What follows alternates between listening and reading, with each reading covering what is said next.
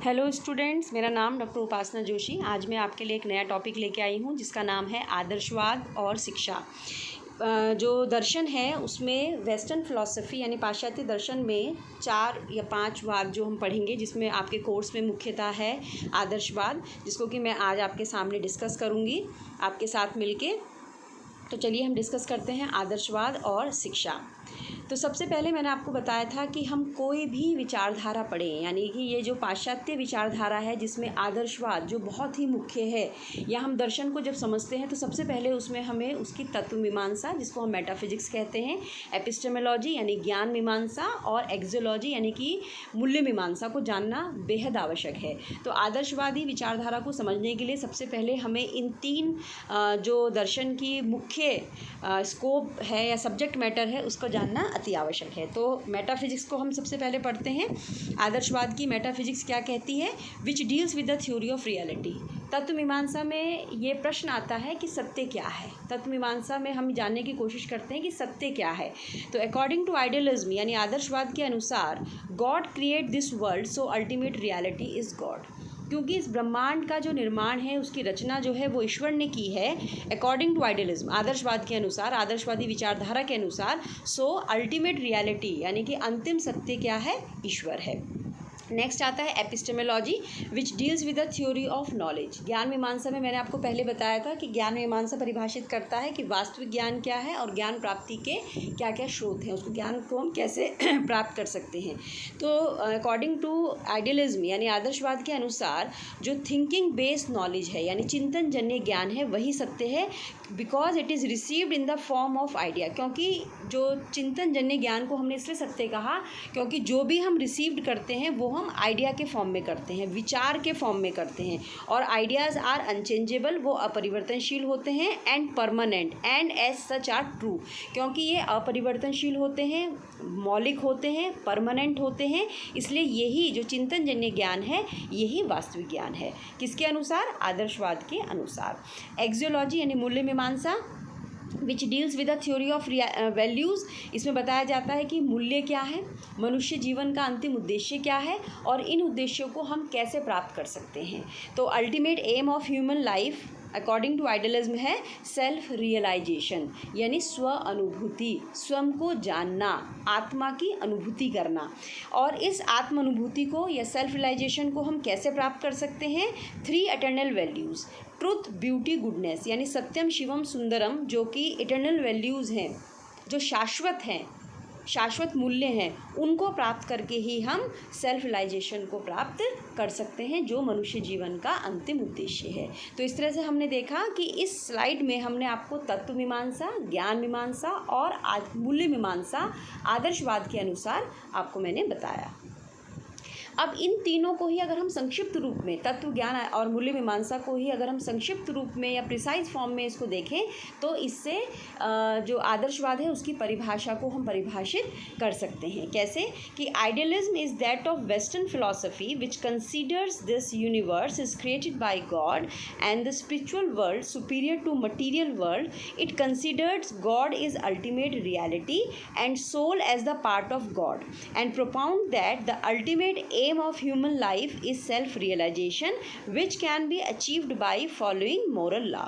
यानी इसमें क्या बताया है कि जो आदर्शवाद है वो एक पाश्चात्य दर्शन की विचारधारा है, जिसमें यह बताया गया है कि ईश्वर ने इस ब्रह्मांड की रचना की है, और ये जो आध्यात्मिक वर्ल्ड है यानी स्पिरिचुअल वर्ल्ड, आध्यात्मिक संसार है, वो इस भौतिक संसार से सुपीरियर है, उसी से सर्वोत्तम है, और गॉड अल्टीमेट रियलिटी है यानी ईश्वर जो है वो अंतिम सत्य है, और soul as the part of God, और जो आत्मा है वो परमात्मा का अंश है।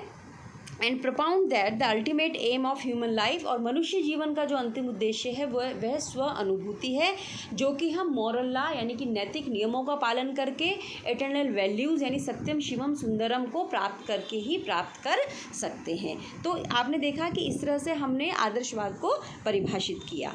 अब आता है एक्सपोनेंट्स, यानी कि आदर्शवादी विचारधारा को कौन कौन से समर्थक इसका समर्थन करते हैं। तो सबसे पहले हमारे स्वामी विवेकानंद, जो कि भारतीय दर्शन के एक दार्शनिक हैं, जिनका दर्शन नव्य वेदांत है। दूसरा आता है स्वामी अरबिंदो, जिनका पौंडीचेरी में इनका जो मेन आश्रम है वो पौंडीचेरी में है। और ये 2 मार्क्स में पूछा भी जाता है कि स्वामी अरबिंदो का जो इनका स्थल है या जो इनका आश्रम है वो कहाँ पर है, तो आप बताएंगे पौंडीचेरी में स्थित है।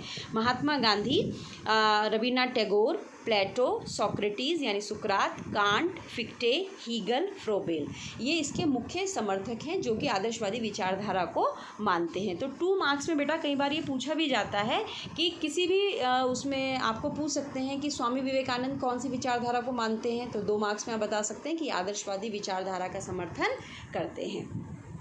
अब आता है फंडामेंटल प्रिंसिपल। देखिए, आप कोई भी इज्म पढ़ते हैं, कोई भी वाद पढ़ते हैं, कोई भी विचारधारा पढ़ते हैं, तो ये जो वाद है, आदर्शवाद, यानी कि ये अपने आप में एक विचारधारा है, आदर्शवादी विचारधारा है। तो जो इस विचारधारा को मानते हैं, इसका समर्थन करते हैं, वो उस विचारधारा के अंतर्गत आते हैं। हर विचारधारा के अपने फंडामेंटल प्रिंसिपल होते हैं। आपने देखा होगा कि हम कोई भी चीज़ पढ़ते हैं तो उसके पीछे उसका कुछ ना कुछ सिद्धांत होता है, कुछ मूलभूत सिद्धांत होता है, और उन्हीं मूलभूत सिद्धांत के आधार पर ही पूरी विचारधारा को समझा जा सकता है। तो सबसे पहले हम फंडामेंटल प्रिंसिपल्स यानी मूलभूत सिद्धांत किसके, आदर्शवाद के।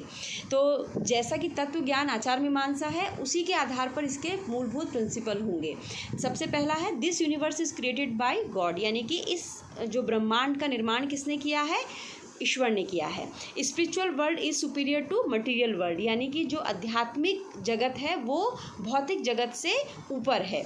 Idealist believe in the existence of God, जो आदर्शवादी हैं वो ईश्वर की सत्ता को या ईश्वर के एग्जिस्टेंस को स्वीकार करते हैं, उसमें विश्वास करते हैं। उनका मानना होता है कि हर चीज़ का निर्माण, यानी कि कण कण में ईश्वर बसता है, हर चीज़ का निर्माण ईश्वर ने ही किया है। The essence of human life is spiritual, वो कहते हैं मनुष्य जीवन का जो सार है, जो एसेंस है, वो क्या है, आध्यात्मिकता है। The ultimate reality is spiritual, जो वास्तविक सत्य है वह आध्यात्मिकता है। The ultimate aim of human life is self realization, यानी जो मनुष्य जीवन का अंतिम उद्देश्य है वो आत्मानुभूति है। फॉर सेल्फ रियलाइजेशन और attainment of God, the attainment of spiritual value, truth, beauty and goodness. अगर आप सेल्फ रियलाइजेशन को यानी गॉड को जानना चाहते हैं, स्वयं को जानना चाहते हैं, तो आपको जो सत्यम शिवम सुंदरम, जो स्पिरिचुअल वैल्यूज़ हैं, जो आध्यात्मिक मूल्य हैं, उनको जानना आवश्यक है। उनको प्राप्त करके ही आप स्वयं को जान सकते हैं।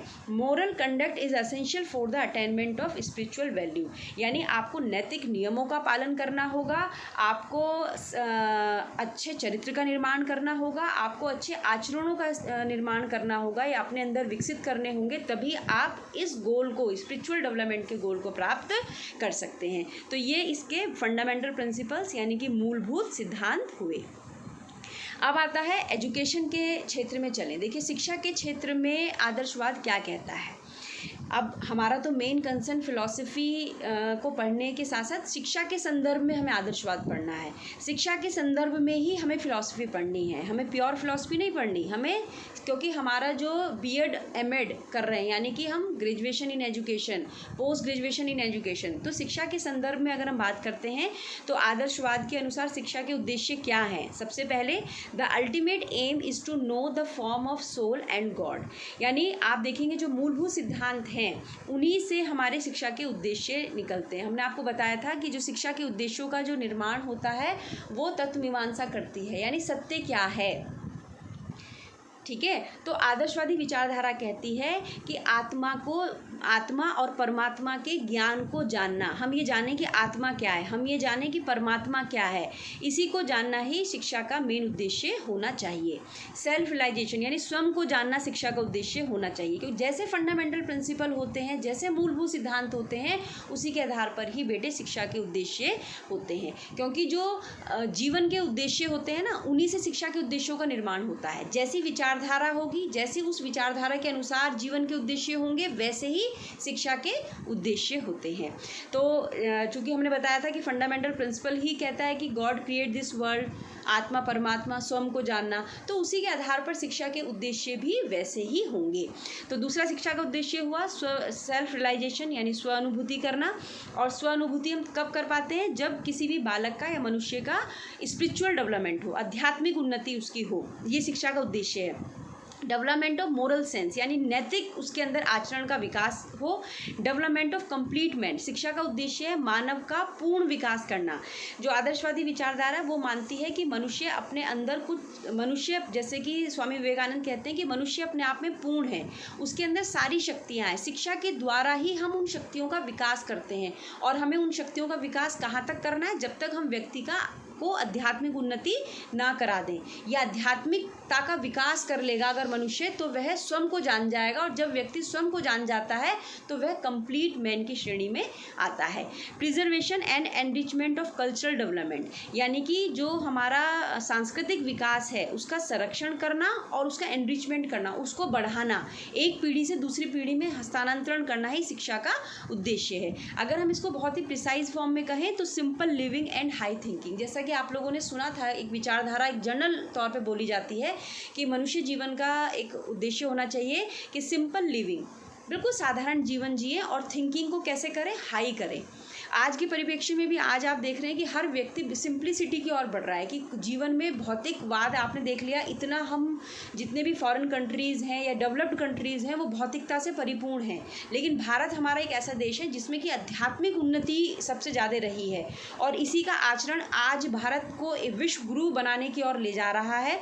आप देख रहे हैं, हमें धैर्यवान, संयमशील और चरित्रवान होना बहुत ज़रूरी है, तभी हम अपनी शिक्षा के उद्देश्य इस आदर्शवादी विचारधारा के अनुसार ये हैं, और यही मनुष्य को एक पूर्ण मनुष्य बनाने में सहायक होते हैं। अब नेक्स्ट आता है, जब हम शिक्षा संबंधित पढ़ रहे हैं इस आदर्शवाद को लेकर, तो हमने शिक्षा के उद्देश्य पढ़े। अब हम पढ़ते हैं शिक्षा का पाठ्यक्रम। ये बिल्कुल निश्चित है कि जैसे शिक्षा के उद्देश्य होते हैं वैसे ही पाठ्यक्रम होता है। जैसे जीवन के उद्देश्य होते हैं वैसे शिक्षा के उद्देश्य होते हैं, और जैसा हमारा शिक्षा के उद्देश्य होंगे, एम ऑफ एजुकेशन होंगे, उसी के आधार पर हमारा शिक्षा का पाठ्यक्रम या करिकुलम होता है। अब इसमें पहला करिकुलम आता है emphasis on ethics, important place to study of humanities.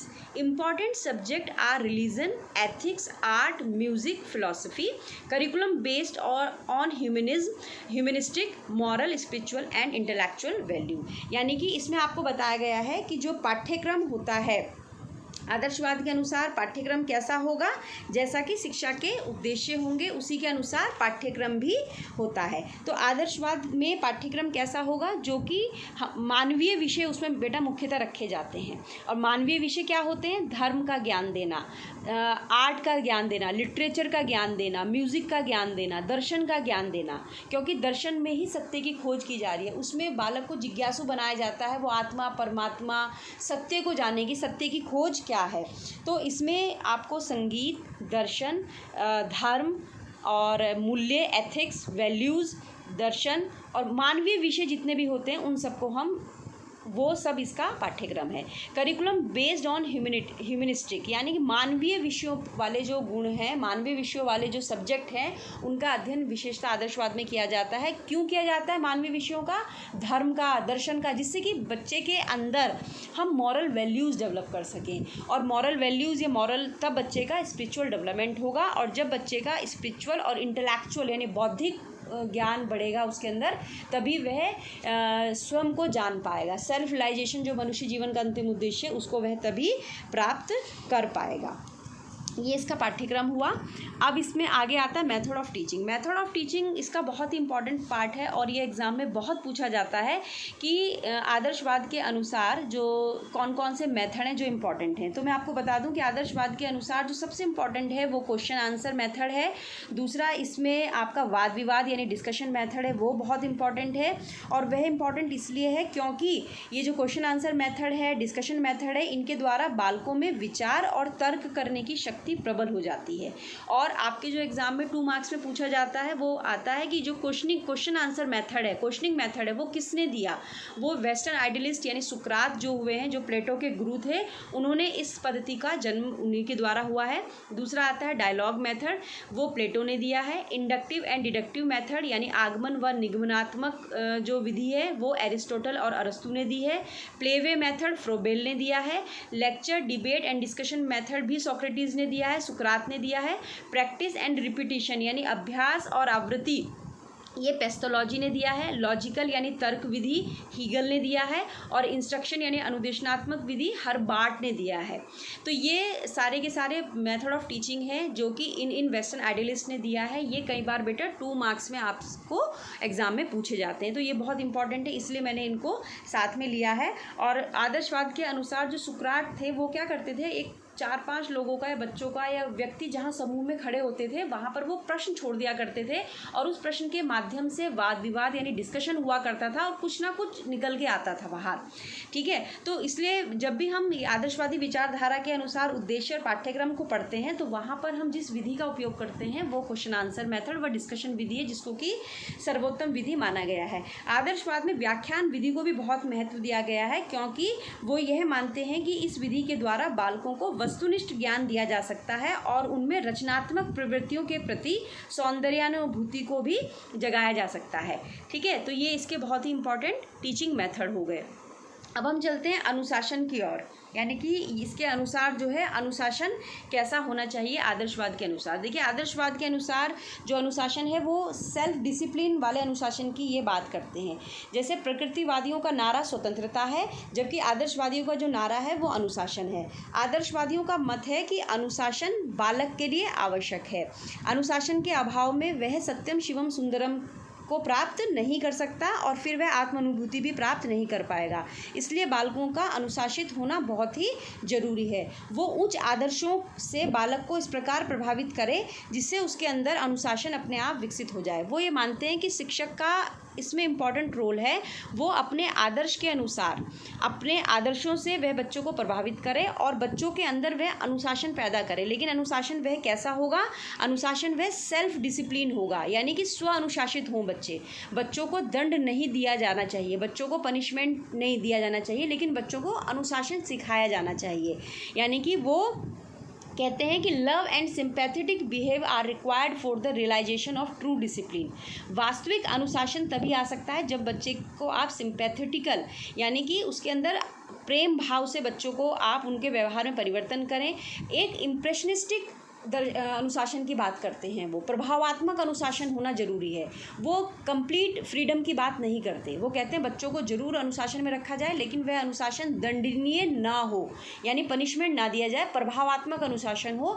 Teacher अपने आदर्शों से बच्चों को प्रभावित करे और जिससे बच्चों में सेल्फ डिसिप्लिन या स्व अनुशासन विकसित हो सके। अब आता है टीचर। इसमें शिक्षक की भूमिका क्या है? आदर्शवाद के अनुसार मैं आपको बिल्कुल शॉर्ट में बता दूं कि जो शिक्षक का रोल है वो बहुत ही इंपॉर्टेंट है। इसमें बालक का जो रोल है वो गौण है यानी सेकेंडरी है, लेकिन शिक्षक का रोल बहुत ही ज़्यादा इंपॉर्टेंट है। The place of teacher is very high. The teacher guides, direct, suggest and control the nature of the child. He is like a gardener who function is to carefully tends the little human plant in his charge. इसमें यह भी एक कहावत आदर्शवाद में कि शिक्षक को वो किस रूप में मानते हैं? वो कहते हैं वो उस माली के रूप में होता है जो पौधे रूपी बालक का सर्वांगीण विकास करता है। जैसे कोई भी पौधा माली की यानी गार्डनर जो होता है उसकी उचित देखभाल में ही उसका सर्वोत्तम विकास हो सकता है। उसको पता होता है मुझे कब मिट्टी को जो है उसको कैसे नीचे ऊपर करना है, कब उसमें खाद डालनी है। तो इसी तरह शिक्षक का भी दायित्व है कि वह बालक का विकास करे, उसको एक जो लर्निंग एनवायरनमेंट है वो उसको सीखने की पूरी प्रेरणा दे, उसमें सहायक हो और वह सहायक उसके गाइड के रूप में यानी उचित देखभाल, शिक्षक की उचित देखभाल में ही बालक रूपी पौधे का विकास हो सकता है। इसलिए शिक्षक का स्थान इसमें बहुत ही प्रमुख माना गया है। अब आता है, अगर मैं शॉर्ट में स्टूडेंट की बात करूं तो मैं कहूँगी इसमें बालक का जो स्थान है वो गौण है, यानी कि सेकेंडरी है, क्योंकि आदर्शवाद में आदर्शों, विचारों और शिक्षक की तुलना में बालक को गौण स्थान या सेकेंडरी स्थान दिया गया है। अब आता है स्कूल। अगर हम स्कूल की बात करें तो जो आदर्शवादी विचारधारा है उसने शिक्षा के लिए विद्यालय को अत्यंत आवश्यक माना है। वो ये कहता है विद्यालय का होना बहुत ज़रूरी है, क्योंकि विद्यालय ही वह स्थान है जहाँ पर बालक को विचार और तर्क करने की उचित पथ प्रदर्शन प्राप्त होता है, उसके अंदर सामाजिक गुणों का विकास होता है, वह सांस्कृतिक और आध्यात्मिक गुणों को ग्रहण करने का उसको अवसर मिलता है, और जहां समाज कल्याण से संबंधित प्रश्नों और उनके समाधान पर विचार किया जाता है। School should be situated as such place where children can proceed forward to the realisation of high social ideas and spiritual value. यानी कि ये कहते हैं विद्यालय का होना अति आवश्यक है, लेकिन विद्यालय ऐसे स्थान पर हो जहाँ पर बच्चों को उनको सेल्फ रियलाइजेशन कराया जा सके, जहाँ पर उनके अंदर सामाजिक जो आइडियाज़ हैं, आइडियल्स हैं, जो सामाजिक जो उन्नति है वो बालक की करवाई जा सके, और बालक में स्पिरिचुअल वैल्यू यानी आध्यात्मिक मूल्यों का विकास किया जा सके। अब आता है, अब आपने देखा कि आपने शिक्षा के उद्देश्य भी पढ़े, पाठ्यक्रम पढ़ा, शिक्षण विधियां पढ़ी, अनुशासन पढ़ा, बालक, विद्यालय, ये सब चीज़ें पढ़ी। अब हम आपको संक्षिप्त में अगर इसकी बात करें कि evaluation of the contribution of idealism to education, यदि मैं इसका मूल्यांकन करूं आदर्शवाद का, तो दो चीज़ें देखिए बेटा इसमें निकल के आती हैं। एक तो आदर्शवाद की आलोचना और दूसरा आदर्शवाद की शिक्षा को देन। तो अगर हम बताएं कि हमने शिक्षा के जब रेफरेंस में इसको पढ़ा है तो हम ये देखेंगे कि आदर्शवाद में आदर्शवाद जो है उसमें शिक्षा का क्या योगदान है, उसके आदर्शवाद ने शिक्षा को क्या देन दी है, आदर्शवाद की शिक्षा को देन इस वाद ने शिक्षा को क्या दिया है। इसके अनुसार हम देखेंगे कि आदर्शवाद ने शिक्षा के उद्देश्यों की विस्तृत विवेचना की है। This philosophy has much influence in the field of education. The aim of education in any country are basically the same as have been propound by idealist. The significance of language or literature is accepted in the educational curriculum all over the world. इसमें मैं आपको बता दूं कि शिक्षा के उद्देश्यों की सबसे पहले विस्तृत विवेचना की गई है। आदर्शवाद ही एकमात्र ऐसी विचारधारा है जो शिक्षा के उद्देश्यों की विस्तृत विवेचना करता है, उसके जीवन के उद्देश्यों की प्राप्ति के लिए समुचित निर्देशन देता है। इस क्षेत्र में आदर्शवाद की देन जितनी महत्वपूर्ण है वह किसी भी दर्शन की नहीं है। जो अन्य दार्शनिक विचारधारा हैं उनमें शिक्षा के उद्देश्य अपने आप में संकीर्ण व अपूर्ण हैं। दूसरा आ जाता है इसमें आइडियलिस्ट ने क्या किया है, the teaching methods are also use in present time. Present time में भी जो टीचिंग मेथड है, लेक्चर मेथड है, वो यूज़ किया जाता है। दूसरा इसमें जो इम्पोर्टेंस दी गई है वो डिसिप्लिन को भी दिया गया है, और डिसिप्लिन होने से श्रेष्ठ चरित्र का निर्माण। आदर्शवाद की जो दूसरी महत्वपूर्ण देन है वो आदर्शों, सत्यों और मूल्यों से संबंधित रही है। आदर्शवाद बालक के लिए ऐसी शिक्षा देने पर जोर देता है जिससे कि उसके श्रेष्ठ चरित्र का यानी कैरेक्टर का निर्माण हो और वह आध्यात्मिकता की ओर अग्रसर हो सके। Idealists have emphasized the need of discipline in the field of education. Everybody is agreement with them, but sympathetic behavior is considered to be better than harsh punishment. जो आइडियलिज्म या आदर्शवाद में ये कहा गया है कि बच्चों को अनुशासन में रखना बहुत ज़रूरी है। क्यों ज़रूरी है? तभी उनके अंदर आध्यात्मिक उन्नति हो सकती है। लेकिन अनुशासन का मतलब दंड नहीं है, उनको पनिशमेंट नहीं दिया जाना चाहिए, बल्कि उनको सहानुभूति व प्रेम पूर्वक व्यवहार उनके साथ किया जाना चाहिए, जिससे कि उनके अंतर्गत आदर्शों को हम विकसित कर सकें, उनका आध्यात्मिक उन्नति हो सके। इसलिए इन्होंने यहाँ पर और बच्चों में स्व अनुशासन विकसित हो सके, सेल्फ डिसिप्लिन। तो सेल्फ डिसिप्लिन के क्षेत्र में इसका इम्पॉर्टेंट महत्व है। शिक्षक का इसमें बहुत इम्पॉर्टेंट महत्व है। श्रेष्ठ चरित्र का निर्माण यानी कि जो करेक्टर डेवलपमेंट की बात की गई है, और आदर्शों को इसमें उचित स्थान दिया गया है। Idealism is also helpful in the solution of other educational problem. Due to this characteristic idealism has retained its place in the world. यानी कि इसमें जो है शिक्षा के क्षेत्र में हमें अन्य चीज़ों पे भी ध्यान दिया गया है कि कैसे हम, सबसे मेन है एक मनुष्य को पूर्ण मनुष्य, यानी कि ये कहता है कि ईश्वर ने सबसे जो सुंदर और जो महत्वपूर्ण रचना की है वो मनुष्य का निर्माण है, क्योंकि मनुष्य के अंदर ही इतनी समझ होती है कि वह आध्यात्मिक उन्नति को प्राप्त करके सेल्फ रियलाइजेशन कर सके। तो इसलिए आदर्शवाद ने शिक्षा को बहुत महत्वपूर्ण देन दी है। नंबर 1, शिक्षा के उद्देश्यों की विस्तृत विवेचना करके, श्रेष्ठ चरित्र का निर्माण करके, शिक्षक के महत्व को स्वीकार करके, के और स्व अनुशासन के महत्व को बताकर। लेकिन अगर हम आलोचना की बात करें तो पाठ्यक्रम की दृष्टि से आदर्शवाद की आलोचना की गई है, क्योंकि इसमें सिर्फ मानवीय विषयों पर जोर दिया गया है जो कि बालक के व्यवहारिक जीवन से संबंधित, उसने पाठ्यक्रम में उन विषयों को महत्व नहीं दिया गया जो बालक के व्यवहारिक जीवन से संबंधित हैं।